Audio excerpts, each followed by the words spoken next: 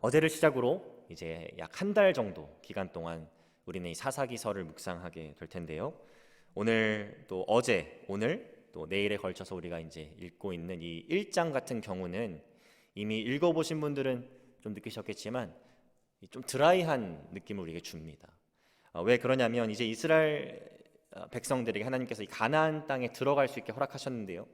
그 땅에는 이미 그곳에 거주하고 있었던 가나안 사람들이 있었고, 이제 이 사사기서 1장 같은 경우에는 이 이스라엘의 각 지파가 그 땅에 들어가서 거기에 이미 거주하고 있었던 가나안 사람들을 몰아내서 그 땅을 점령하였다라는 내용, 또는 몰아내지 못하고 거기에 있는 사람들과 함께 거주했다라는 내용을 이렇게 리포트하듯이 좀 건조하게 이렇게 기록하고 있는 부분이라서 아마 읽어보신 분들은 조금 드라이하다라고 생각하셨을 수도 있습니다. 그런데 오늘 본문에 보면 특별히 1장 전반부를 지나서 중간에 딱 들어가게 되면 한 가지 짧은 흥미로운 이야기가 등장을 하게 되는데, 그 이야기가 바로 갈렙과 온니엘과 악사의 이야기입니다. 여러분, 갈렙은 너무나 잘 알고 계시죠. 이 온니엘이라는 사람은 갈렙의 조카이고요, 또 이 악사라는 인물은 갈렙의 딸입니다. 그래서 우리가 이 이야기를 짧게 요약해 보자면, 이제 이 드빌이라는 곳을 갈렙이 쳐서 점령하고자 하는데, 갈렙 본인이 직접 전쟁에 나가는 것이 아니라 갈렙 자신을 대신해서 이 전쟁에 참여할 수 있는 사람을 갈렙이 찾고 있고요, 또 그렇게 나가서 전쟁에 나가서 드빌을 점령해 온 사람에게는 자신의 딸인 악사를 아내로 맞이할 수 있는 기회를 주겠다라고 지금 갈렙이 공표하고 있어요. 그 공표를 듣고 이제 이 갈렙의 조카인 온니엘이 나서서 실제로 그 드빌 땅을 점령해 오고 이제 갈렙의 딸인 악사와 결혼을 하게 되는 그런 내용입니다. 사실 이 이야기는 여호수아서 15장에 동일하게 이미 한번 기록이 돼 있는 그런 이야기예요. 그런데 어떠한 이유에서인지 이 사사기의 저자는 그 내용을 그대로 이 사사기서 1장에 다시 가져와서 기록하고 있습니다. 저는 오늘 우리 성도님들과 함께 특별히 이 세 인물 중에 두 인물, 갈렙과 이 온니엘이라는 인물을 좀 집중 조명하면서 하나님께서 이 말씀을 통해서 우리에게 주고 계시는 교훈이 무엇일까를 함께 깨닫고 또 은혜를 나누기를 원합니다. 여러분, 혹시 갈렙하면 생각나시는 중요한 사건이 어떤 것인가요? 아마 많은 분들이 갈렙 딱 하면 이 민수기서 13장과 14장에 걸쳐서 나오는 하나님께서 모세를 통해서 이 하나님의 약속의 땅인 가나안 땅을 정찰하는 정찰꾼들을 보내는 내용을 여러분 기억하시게 될 겁니다. 하나님께서 이제 모세에게 명령하시죠. 사람을 뽑아서 내가 너희에게 약속한 그 가나안 땅을 정찰할 사람들을 보내라. 그때 모세는 각 지파를 대표하는 인물들을 한 명씩 뽑고요, 그때 유다 지파를 대표하는 인물로 뽑힌 자가 바로 이 갈렙입니다. 이 갈렙이 다른 사람들과 함께 정찰을 가서 본 가나안 땅의 현실은 참혹했습니다. 왜 그러냐면 그 땅에는 너무나 큰 민족이 거주하고 있었고, 이 이스라엘 백성들이 싸워서 도저히 이길 수가 없는, 인간적인 생각으로 봤을 때 도저히 이길 수 없는 민족들이 살고 있었기 때문이죠. 이 갈렙과 정찰꾼들이 다시 이스라엘 백성들에게 돌아와서 갈렙과 여호수아를 제외한 모든 정찰꾼들은 이스라엘 백성들에게 절망적이고 비관적인 이야기들을 터놓기 시작합니다. 우리가 절대 그 땅을 정복할 수 없다라는 내용을 이스라엘 백성들에게 이야기하기 시작해요.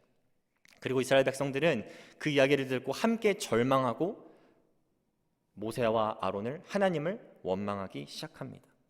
그때 이제 우리가 그 땅을 정복할 수 있고 하나님께서 우리와 함께 하시고 하나님께서 우리에게 약속하신 그 땅 우리는 무조건적으로 정복할 수 있다는 얘기를 여호수아와 이 갈렙이 하게 됐는데, 그 내용이 민수기서 14장 8절에서 9절에 기록되어 있습니다.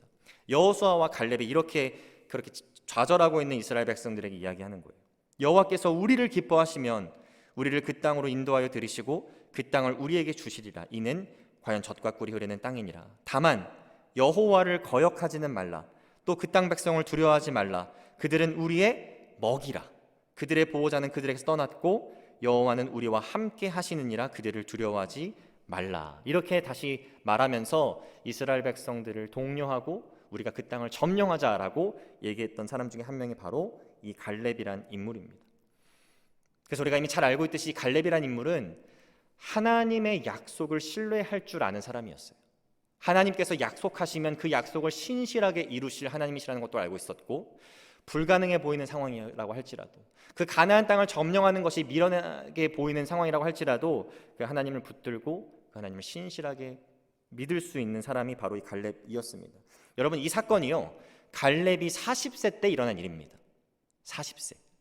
근데 오늘 본문 이 사사기서 1장 11절과 15절까지의 말씀, 그 말씀이 동일하게 기록되어 있는 이 여호수아서 15장을 가보게 되면요, 문맥상으로 봤을 때 이제 갈렙이 45년이라는 세월이 흘러 85세가 되었음을 우리가 알 수 있습니다.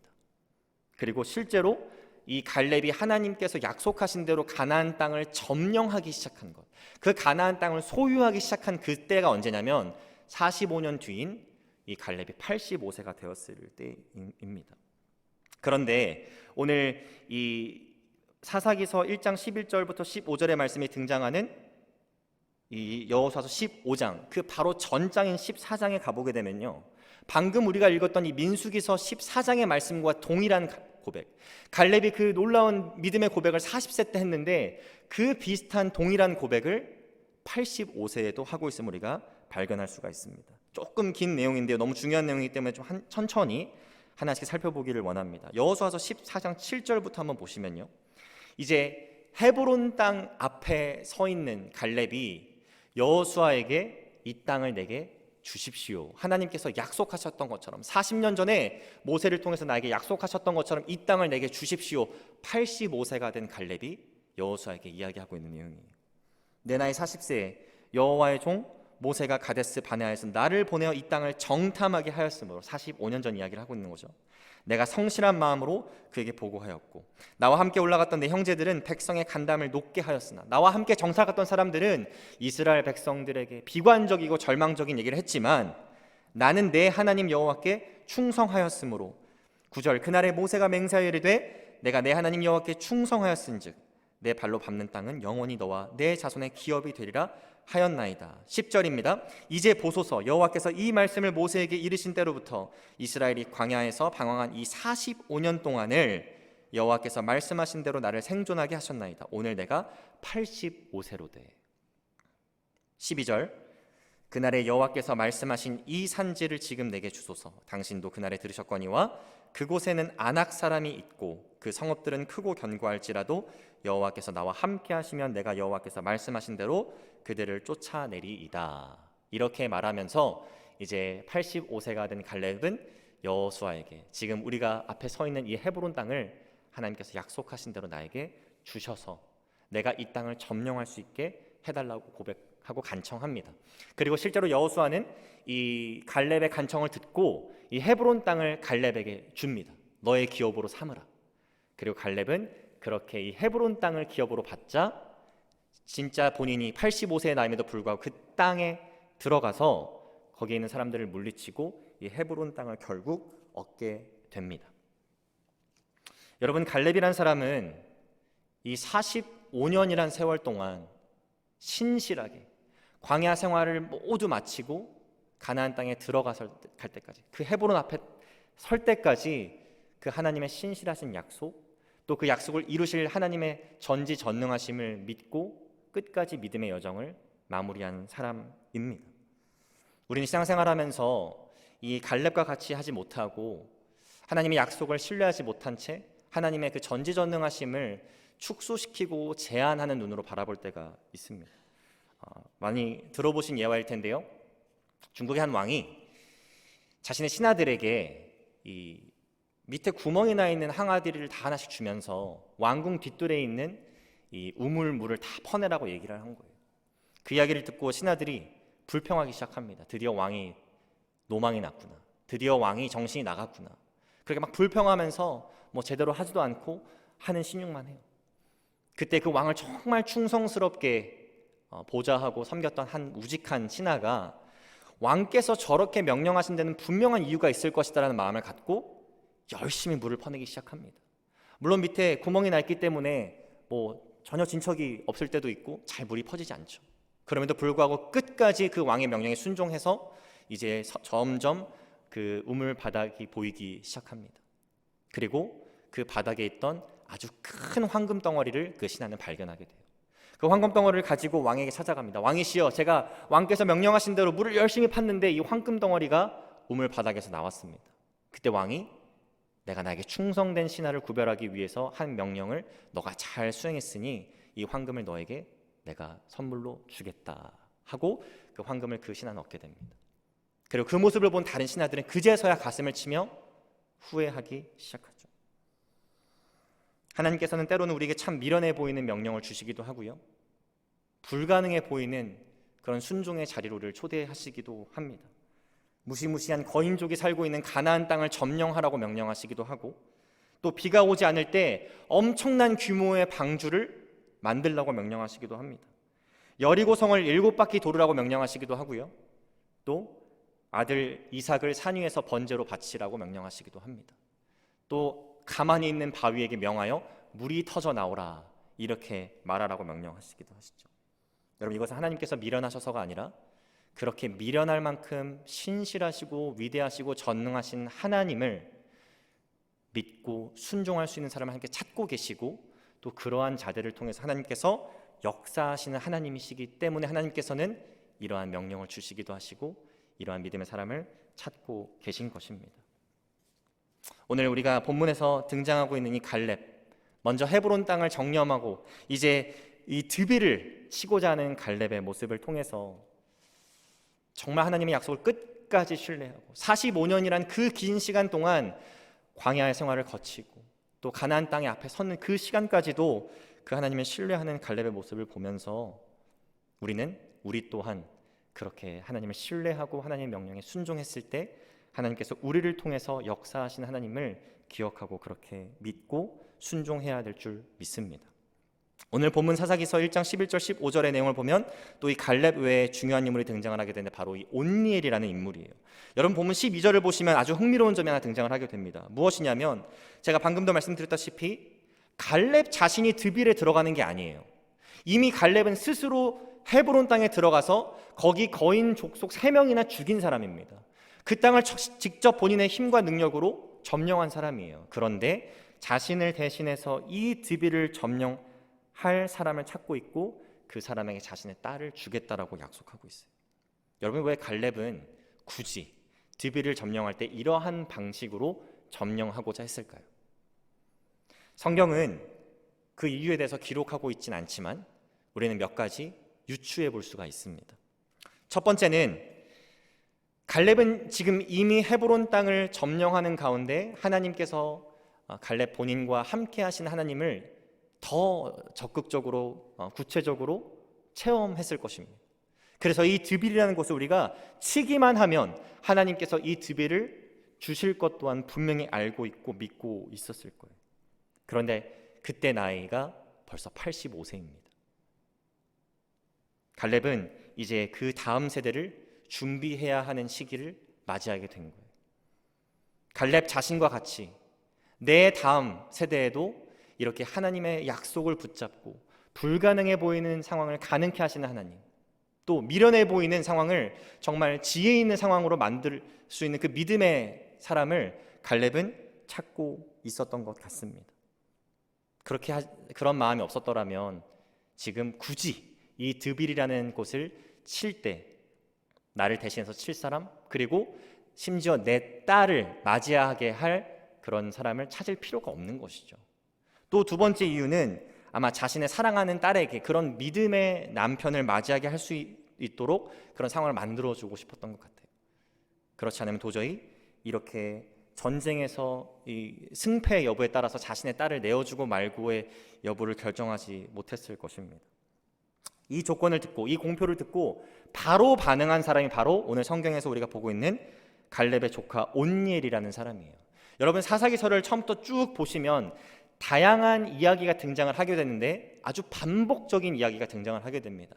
무슨 이야기냐면 이스라엘 백성들이 하나님의 놀라우신 능력을 체험했음에도 불구하고 계속 이 가나안 땅에 거하면서 이 가나안 땅의 사람들이 섬겼던 우상을 함께 숭배하고 하나님을 떠나는 모습을 보여줘요.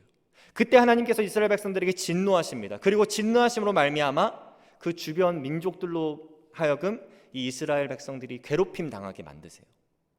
사사기서 3장으로 가보게 되면요, 이스라엘 백성들이 하나님을 잊어버리고 바알과 아세라 우상들을 섬기게 됩니다.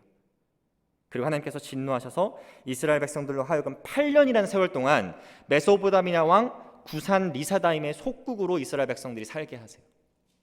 8년이라는 세월 동안 온갖 수모와 치욕스러운 삶을 살게 하십니다.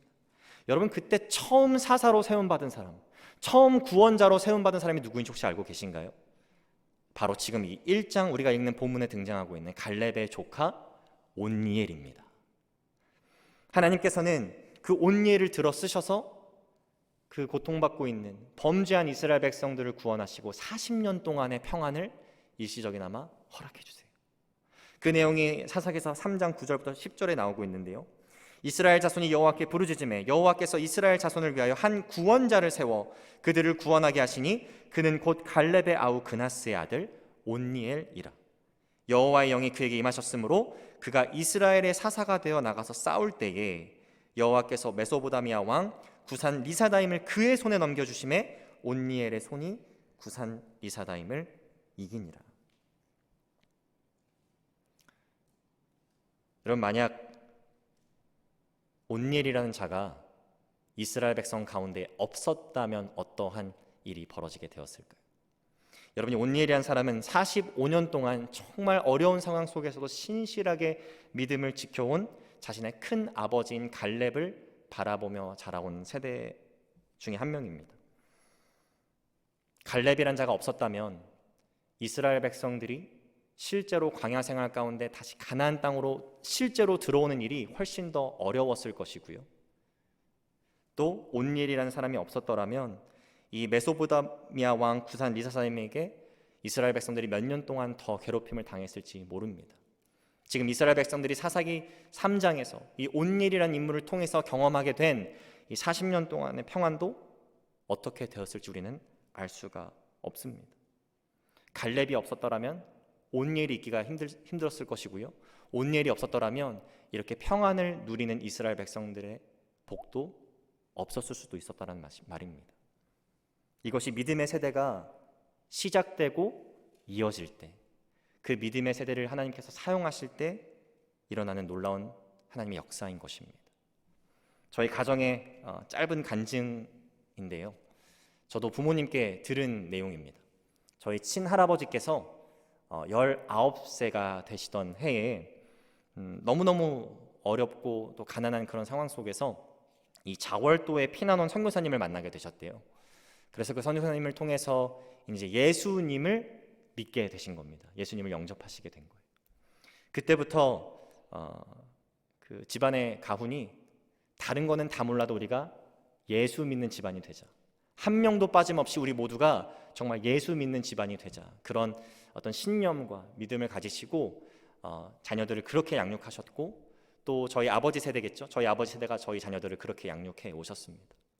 또 저희는 이제 주원이를 얼마 전에 하나님께 선물로 주셔서 벌써 4대째 이렇게 믿음의 가정을 이어오고 있는데요, 하나님께서는 그 시간 동안 저희 가정에 5명의 목회자가 부름받아 하나님을 위해서 섬길 수 있게 하셨고, 또 우리 가정을 통하여서 정말 많은 사람들이 하나님의 말씀을 듣게 되고 또 예수 그리스도의 복음을 듣고 예수님의 자녀가 될 수 있는 그런 은혜를 저희 가정을 통해서 허락해 주셨습니다.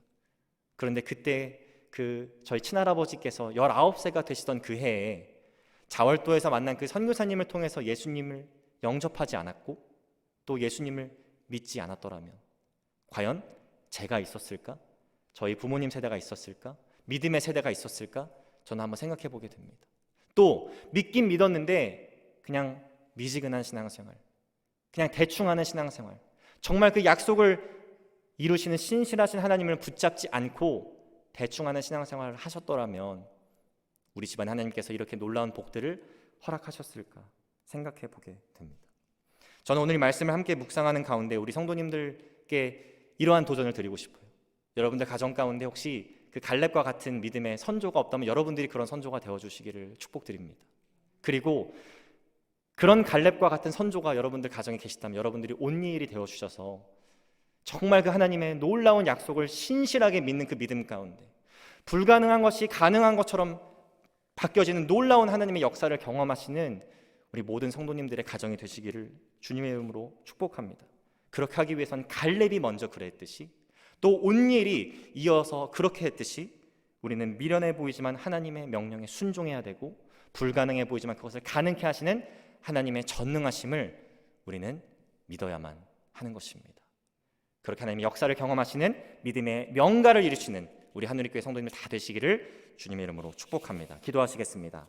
하나님 감사합니다. 오늘 갈렙과 온니엘의 이야기를 통하여서 믿음의 세대가 시작되고 또 믿음의 세대가 이어질 때에 하나님께서 이 패역한 땅에 어떻게 그 세대를 통하여서 역사하시는지를, 또 그 세대를 구원하시는지를 깨닫게 하시니 주님 감사합니다.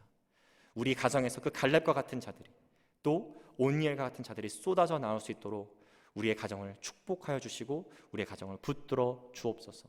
우리가 먼저 그 하나님을 신실하게 신뢰하고 또 불가능을 가능케 하시는 하나님의 능력을 신뢰하는 자들로 살아가게 하시고, 그렇게 우리가 신뢰할 때 그 놀라운 하나님의 역사를 체험하는 자들로 살아가게 하여 주옵소서. 감사드리며 예수 그리스도의 이름으로 기도합니다. 아멘.